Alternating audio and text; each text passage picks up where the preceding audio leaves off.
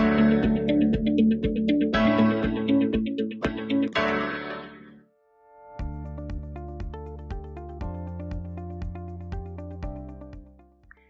को नमस्कार।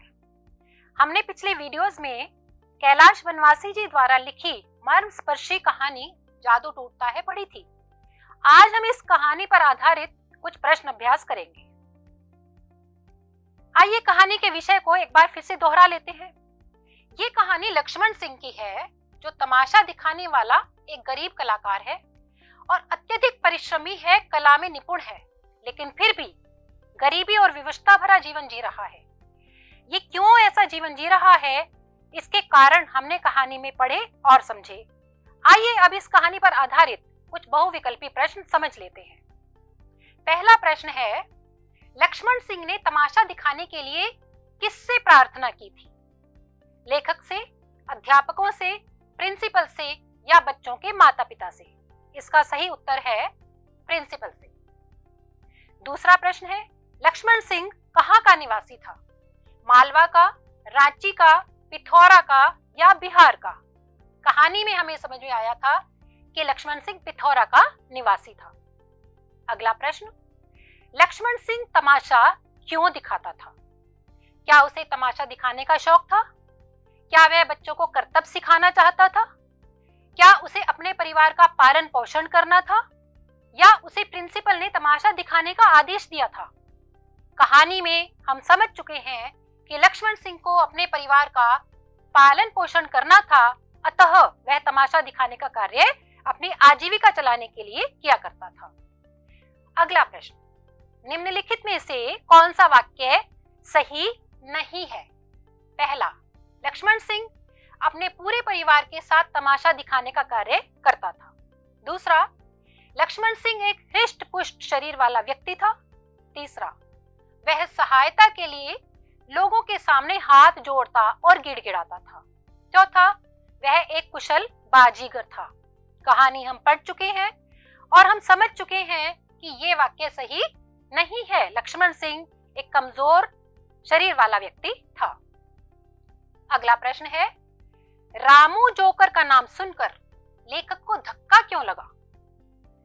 क्योंकि बच्चे को अपना नाम याद नहीं था? क्योंकि लेखक को उसका नाम पसंद नहीं था? क्योंकि लेखक को उसका बचपन नष्ट होता देखकर दुख हो रहा था? या क्योंकि लेखक को जोकर पसंद नहीं थे? हमने कहानी में यह भी देखा है कि लेखक को उसका बचपन नष्ट होता देखकर बहुत दुख हो रहा था, अतः ये उत्तर सही है। अगला प्रश्न है, लेखक ने लक्ष्मण सिंह के परिवार के लिए नाश्ता क्यों बुलाया था? पहला, प्रिंसिपल के आदेश के कारण। दूसरा, अतिथि सत्कार के कारण। तीसरा, लक्ष्मण सिंह के कहने पर। या लक्ष्मण सिंह के परिवार के प्रति सहानुभूति और संवेदना उत्पन्न होने के कारण। पूरी कहानी के दौरान लक्ष्मण सिंह और उसके परिवार के दुख के प्रति लेखक के मन में संवेदनाएं पैदा होती हैं, अतः हमारा चौथा उत्तर बिल्कुल ठीक है। आइए अब कहानी पर आधारित कुछ वर्णनात्मक प्रश्नों के उत्तर समझ लेते हैं। हमारा पहला प्रश्न है, लक्ष्मण सिंह द्वारा बहुत अधिक विनम्रता दिखाना लेखक को ठीक क्यों नहीं लगा था? लक्ष्मण सिंह जब अपने तमाशे को दिखाने के लिए प्रिंसिपल रूम में अनुमति मांगने आता है तो वह हाथ जोड़कर गिड़गिड़ाता है। लेखक को उसका ऐसा करना बहुत अजीब लगा, क्योंकि लेखक का विचार था कि एक कलाकार को अपनी कला पर गर्व होना चाहिए और उसे स्वाभिमान के साथ खड़े होना चाहिए। उसका किसी भी बात पर दूसरों के सामने दयनीय भाव से हाथ जोड़ना उसकी कला का अपमान होता है। तो ये सब बातें लेखक उस समय सोच रहा था। हमारा अगला प्रश्न है, लक्ष्मण सिंह द्वारा दिखाए गए करतबों को देखकर सबके मन में उसकी कैसी छवि बन गई थी? इसका उत्तर देखते हैं। लक्ष्मण सिंह ने तमाशे के दौरान कुछ ऐसे करतब दिखाए थे जो अविश्वसनीय और जोखिमपूर्ण थे, जैसे अपनी छाती पर ट्यूबलाइट्स फोड़ना, दिवाली का बम फोड़ना और अपने गले की हड्डी के दम पर लोहे की छड़ को मोड़ देना। वो ऐसे काम कर रहा था कि सबको यह विश्वास हो गया था कि उसे कुछ नहीं हो सकता, वह कोई भी जोखिमपूर्ण करतब कर सकता है। लोगों को वह एक सुपरमैन की तरह दिखाई दे रहा था, जिसके भीतर जादुई शक्ति छिपी हुई है।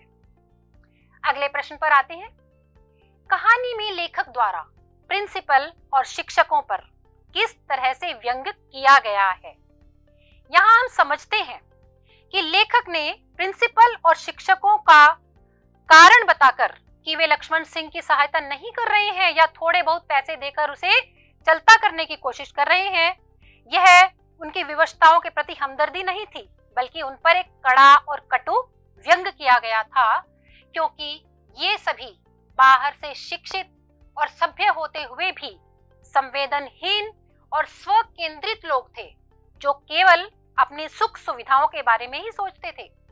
प्रिंसिपल ने अपना मकान बनवाने के लिए 20 लाख रुपए खर्च कर दिए थे और महिला शिक्षकों के बारे में लेखक बताता है कि सभी के बच्चे महंगे पब्लिक स्कूलों में पढ़ रहे थे, लेकिन लक्ष्मण सिंह की सहायता के लिए उनके हाथ से 20 रुपए या 5 रुपए ही निकल पा रहे थे।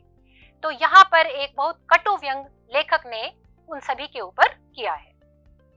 अगला प्रश्न, लेखक लक्ष्मण सिंह के बच्चों के बारे में क्या महसूस करता है? लेखक जब लक्ष्मण सिंह के बच्चों को देखता है तो उसके मन में एक गहरी पीड़ा का एहसास होता है। उसे इस बात पर दुख होता है कि उन बच्चों के साथ अन्याय हो रहा है। ये बच्चे अपने पढ़ने और खेलने की उम्र में अपने माता पिता के साथ तमाशा दिखाने का कार्य कर रहे हैं और लोगों से दान और सहायता मांगने के लिए हाथ जोड़कर गिड़गिड़ा रहे हैं, उनके पैर पकड़ रहे हैं। उनकी इस विवशता को और बच्चों के नष्ट होते हुए बचपन को देखकर वह उनके भविष्य के बारे में बहुत अधिक चिंतित हो रहा था। अगला प्रश्न है, इस कहानी की शीर्षक यानी जादू टूटता है की सार्थकता को स्पष्ट करें। इस कहानी का शीर्षक जादू टूटता है क्यों रखा गया? इस कहानी का जो शीर्षक है वास्तव में वह एक सांकेतिक और प्रतीकात्मक शीर्षक है, क्योंकि यहाँ लक्ष्मण सिंह के तमाशे का जादू लोगों को प्रभावित कर लेता है। उन्हें विश्वास हो जाता है कि लक्ष्मण सिंह कुछ भी कर सकता है, वह एक जादूगर है, उसके भीतर जादुई शक्तियां हैं। लेकिन तमाशा खत्म होते ही लक्ष्मण सिंह के जीवन का सच लोगों के सामने आ जाता है, जब वह दयनीय भाव से गिड़गिड़ाकर उनसे सहायता और मदद मांगता है। यह कहानी कला के जादू के पीछे छिपे जीवन के इसी सच की ओर संकेत करती है।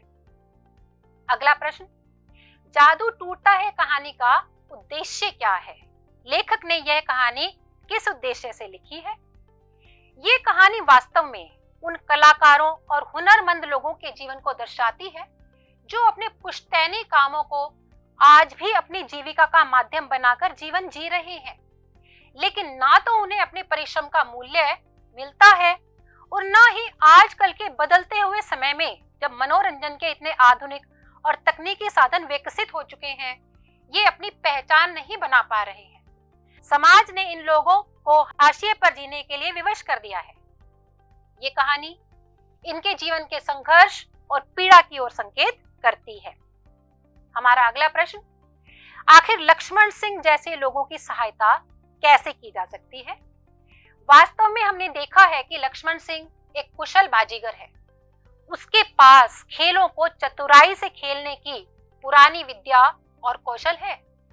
उसके इस कौशल का इस्तेमाल आज भी कला या खेलों के अन्य क्षेत्रों में अन्य लोगों को प्रशिक्षण देने के लिए किया जा सकता है।